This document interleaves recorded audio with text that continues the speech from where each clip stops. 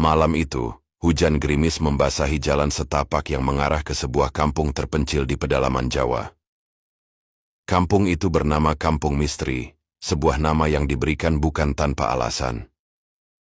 Sudah banyak kisah mistis yang menyelimuti kampung tersebut, mulai dari suara tangisan di tengah malam, bayangan hitam yang melintas di antara pepohonan, hingga penduduk yang tiba-tiba menghilang tanpa jejak.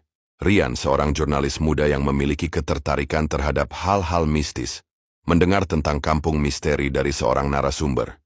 Ia pun memutuskan untuk datang ke kampung itu guna mengungkap kebenaran di balik cerita-cerita menyeramkan yang beredar. Ketika ia tiba di pintu gerbang kampung, suasana terasa berbeda.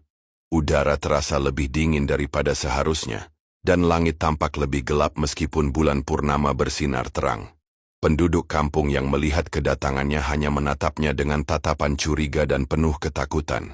Seorang pria tua dengan wajah keriput dan mata sayu menghampiri Rian.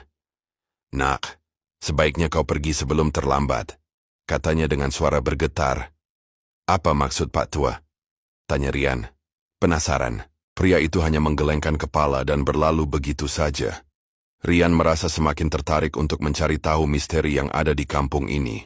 Rian menginap di rumah seorang warga bernama Pak Karta, yang bersedia menerimanya meskipun dengan syarat ia tidak keluar rumah setelah matahari terbenam. Malam pertama di kampung misteri terasa begitu mencekam. Sekitar pukul 2 dini hari, Rian terbangun karena suara tangisan perempuan. Ia mencoba mengabaikannya, tetapi suara itu semakin lama semakin dekat. Dengan hati-hati Rian mengintip melalui celah jendela.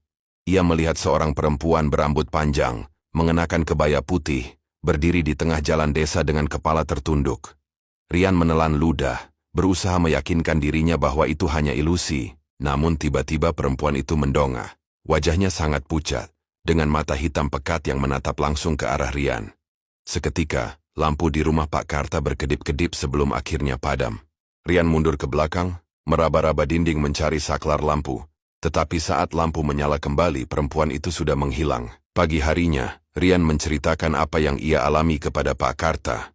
Awalnya, pria tua itu enggan berbicara, tetapi akhirnya ia menceritakan kisah yang telah lama dikubur.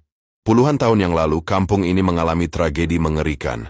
Seorang gadis bernama Sari dituduh sebagai dukun santet setelah beberapa warga kampung meninggal secara misterius.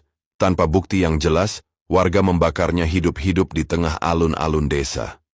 Sejak saat itu, kejadian aneh mulai terjadi.